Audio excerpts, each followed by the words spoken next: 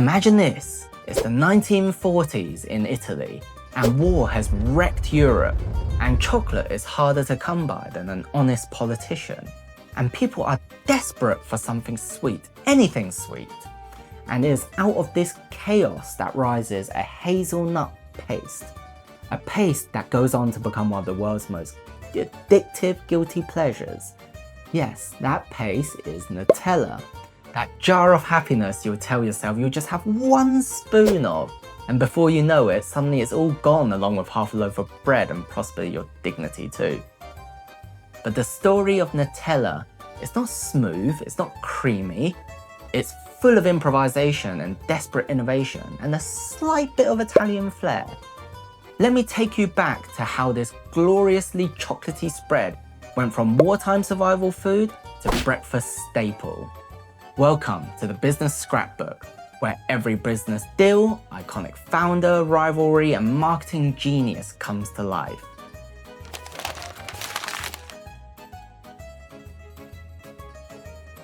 So, it's the 1940s and the Second World War was in full swing, and cocoa was rarer to come by than a parking spot in central London. And if you wanted chocolate, well, tough luck, so did everyone else, and you are unlikely to find a bar of dairy milk lying around. Enter Pietro Ferrero, a baker from Alba, the Piedmont region of Italy. And Alba was famous for two things: white truffles that cost a fortune, and hazelnuts which were plentiful, cheap, and sitting around wondering what to do with themselves. So Ferrero thought, well, if I can't get cocoa, I'll bulk it out with hazelnut. And let's be honest, what a very Italian solution. When life gives you nuts, well, you make dessert. So, it's 1946 and the war has just ended and Italy was still trying to rebuild itself. But cocoa was still nowhere to be seen. If you had a stash of chocolate, you were either in government, on the black market, or the luckiest child in Europe. Now, Pietro Ferrero, our baker from Alba, has a little problem. His customers, families, kids, sweet-toothed adults pretending not to be, were craving chocolate. And it's not exactly like you can just pop down to the supermarket to get some, as we already established, cocoa was rarer than a British summer. So Pietro does what all great entrepreneurs do, and he improvises. He looks around at what's abundant and lying all over Alba. Hazelnuts. Mountains of hazelnuts. The whole region practically smells of them. And they were local, they were cheap, and no one at the time was thinking, oh, let's just crush these up and pretend it's chocolate. Nobody, except Pietro. He starts experimenting. He takes a little bit of scraps of cocoa that he can get his hands on, grinds it with sugar, stirs in the hazelnut, and adds a little bit of vegetable oil. And suddenly, he's created something new. A sort of Frankenstein's monster of chocolate. The result? Gianduja. Now, don't be fooled by the fancy name. It was essentially a big solid block of sweet nutty paste. And when I say solid, I mean solid. Imagine a bar of chocolate that's 70% nut, 30% cocoa, and about 100% effort to chew through. But nevertheless, people loved it. For kids who hadn't seen real chocolate in years, this was straight from heaven. And parents loved it too, because it stretched what little cocoa was available. For the price of one chocolate bar, you could buy enough Gianduja to keep your kids happy for weeks. And remember, this wasn't some polished corporate launch. This was just Pietro making this stuff in his bakery, wrapping hunks of it in foil and selling it to locals. It was messy, homespun, and yet it worked. And that's the beautiful thing about this story. Out of a world that had been bombed to rubble, a little block of sweet hazelnut paste became a symbol of sweetness returning to daily life. Kids weren't just eating sugar, they were tasting hope. But, of course, there was just one problem. Now here's where things get sticky, literally. Yes, Gianduja was a hit, but it wasn't exactly convenient. You didn't pop open the lid and spread it lovingly across your toast like we do today. No, you had to slice it. It came in chunky slabs wrapped in foil. If you wanted it on bread, you had to cut off a wedge, stick it on top, and hope your teeth survived. Kids adored the taste, but mums and dads weren't exactly thrilled about the mess. And let's be honest, children and sticky blocks of sugar paste, I'm sure you can imagine how that turns out. There's even stories that children kept little pieces of Gianduja unwrapped in their pockets so that they can gnaw on it throughout the day like sugar-addicted squirrels, which sounds cute until you picture all the hazelnut oil-stained school trousers. So yes, it tasted great, but it was clumsy. It was delicious, but impractical. In short, it was a chocolate substitute with a little bit of a design flaw. And Pietro Ferrero? Well, he was no fool. He knows if this was to go beyond the local novelty, it has to be easier, cleaner, and more versatile. Because he knows foods, like businesses, only really scales when it's convenient. Now, here's where our story takes a very human turn. Pietro Ferrero, our man who invented Gianduja and later Supercrema, never gets to see the full glory of what he has started. He passes away in 1949, leaving behind his bakery, his invention, and a big question mark of what happens next. Enter Michele Ferrero, Pietro's son. Now, if Pietro was the clever baker with a knack for improvisation, Michele was the visionary. He had that rare combination of entrepreneurial brains, ruthless determination, and a kind of quiet obsession with making things perfect. And so, Pietro goes back to the mixing bowl. He starts tinkering, experimenting.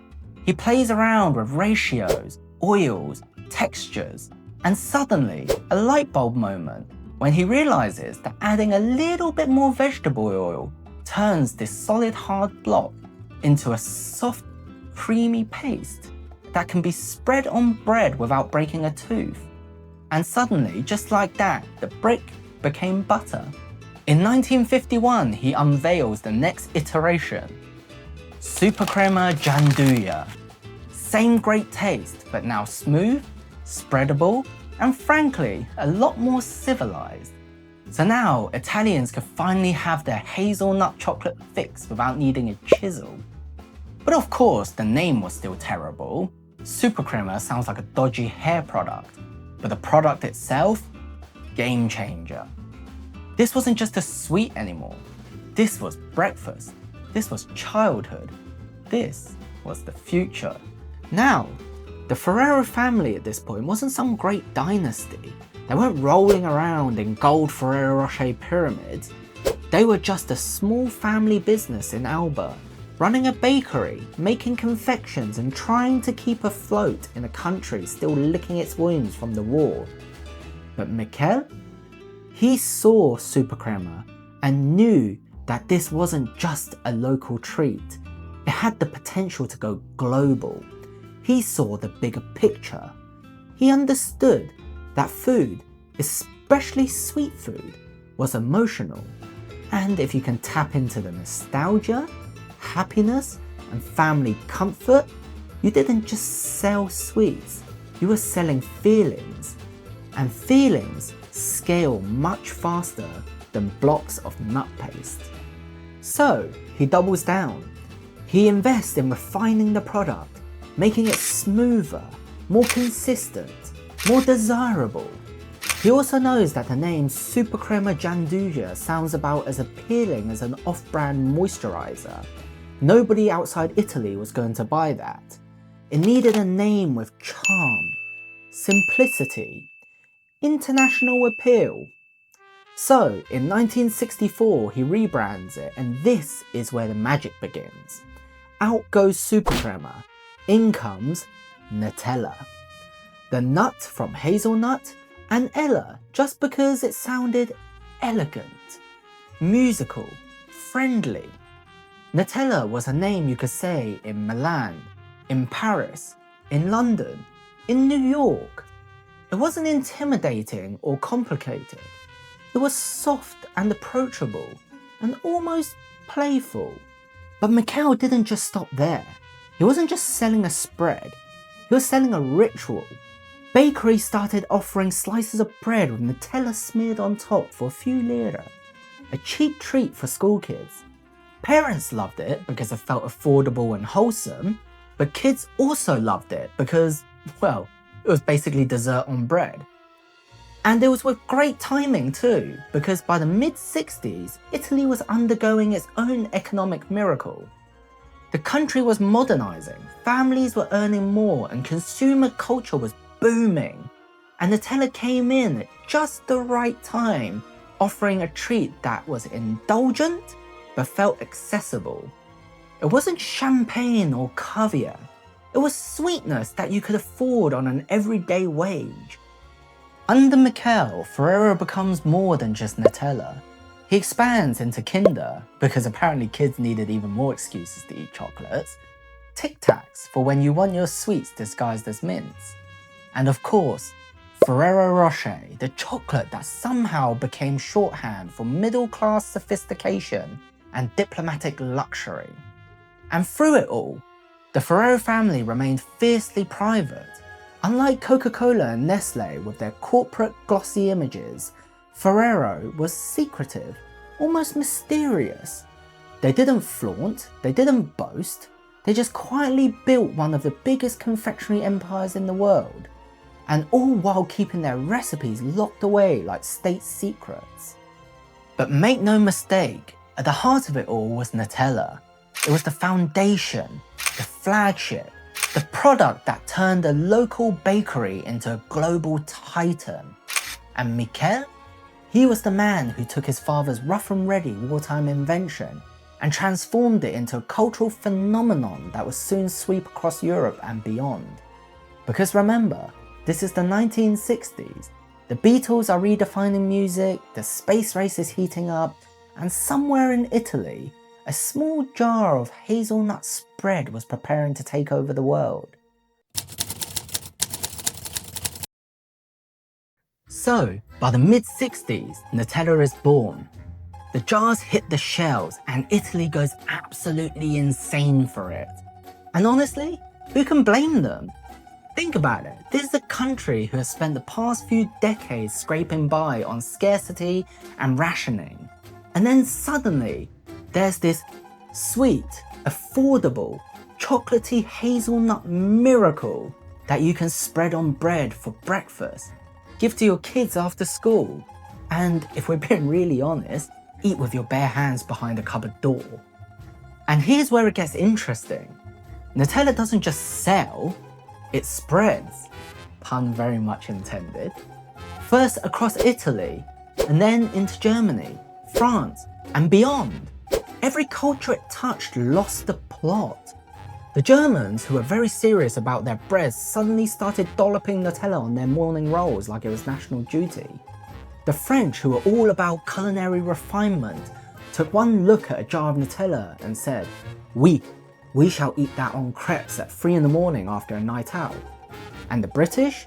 Well, we just pretended it was exotic and European, but really we just hid in the kitchen eating it with a spoon when no one was watching. By the 70s, Nutella wasn't just food, it was a movement. Parents bought it for their kids as a treat, kids begged for it in their packed lunches, and suddenly Nutella advertising was everywhere. The branding was genius. Bright white label, simple bold font, the N in black and the rest in red. Simple, clean, and instantly recognizable in any supermarket aisle. It shouted, "Pick me up, take me home, regret nothing." And this is where Nutella pulls off a marketing sleight of hand that would even make magicians jealous. It sold itself as wholesome, family-friendly, even innocent. The adverts were all sunshine, children smiling, toast at the table, mum serving up Nutella as if it's practically porridge. Nutella positioned itself not as dessert, but as a perfectly reasonable breakfast choice. And parents bought it, literally and figuratively. But no one dared point out that nutritionally, it was closer to cake frosting than it was cereal. But that's the genius of it all. Nutella positions itself in that gap between indulgence and innocence. It was naughty, but presented as nice. By the 1970s, other companies had started to notice, because when a product takes off like that, the big boys always want a slice of the pie, or in this case, a smear of the toast. Nestle, Cadbury, all the confectionery giants started sniffing around. And they were thinking, hang on a minute, this is just chocolate, nuts, and oils. We can do that. And how they tried. Rival spreads were launched all across Europe, some with flashier names, some with more cocoa content to tempt the chocoholics. But there was always just one problem. They weren't Nutella. Because by now, Nutella wasn't just selling the taste, it was selling childhood. It had the first mover advantage, brand loyalty, and more importantly, it had rituals. German kids were growing up with Nutella breakfast. French kids were bringing Nutella crepes as a schoolyard staple. Italian kids literally had bakeries handing out Nutella sandwiches on their way to school. For kids, Nutella was the taste of Saturday mornings, the spread on toast before cartoons, the guilty smudging a cheek that your parents pretend not to notice. For teenagers, it was fuel during exam season. Instead of late nights powered by caffeine, there were late nights powered by chocolate hazelnut adrenaline. For adults, it's the thing you bought for your kids, but suddenly, mysteriously, the jar disappears somewhere between 10 PM and midnight. You can't just barge in and compete with that. That's like trying to launch a new religion after everyone's already picked one. The cultural impact runs deep. Nutella has fan clubs, recipe books, even cafes dedicated to it. There's even a World Nutella Day, and yes, that's a real thing, February 5th, where people around the world openly celebrate their addiction. And Ferrero, under Michele's leadership, didn't rest on its hazelnutty laurels. They went big on advertising on the 70s and 80s. Bright, clean ads showing smiling kids, sunny kitchen, and a jar of Nutella proudly at the center of the table. The branding and the logo became iconic. Bright white background, bold black and red lettering, no frills. It screamed simplicity and trustworthiness. Like, don't overthink it, just spread me on the bread. And competition? Well, they tried. Cadbury launched spreads, Nestle experimented, supermarkets rolled out their own cheaper store brand knockoffs, but Nutella was always ahead. Why? Because while the others were selling a product, Nutella was selling a feeling, nostalgia, indulgence, a sense of shared family ritual. And by the 1980s, Nutella wasn't just another spread, it was the spread. It had dominated Europe and made inroads into North America, and carried with it this aura of continental sophistication. Having a jar of Nutella in the cupboard felt a bit European, a bit chic, like owning a fondue set or saying cappuccino with the right accent. And then came the true sign of obsession, the hoarding. People didn't just buy a jar of Nutella, they were stocking up on jars of Nutella like they were preparing for nuclear winter. And in France, fast forward a few decades, and the supermarket promotion for half-price Nutella caused literal stampedes, adults elbowing each other over jars of Nutella, a full-blown Nutella riot. Imagine explaining that to future historians, that yes, civilization collapsed because Gerard couldn't get his hazelnut spread discount. And yet, through all this growth, Ferrero managed to remain secretive.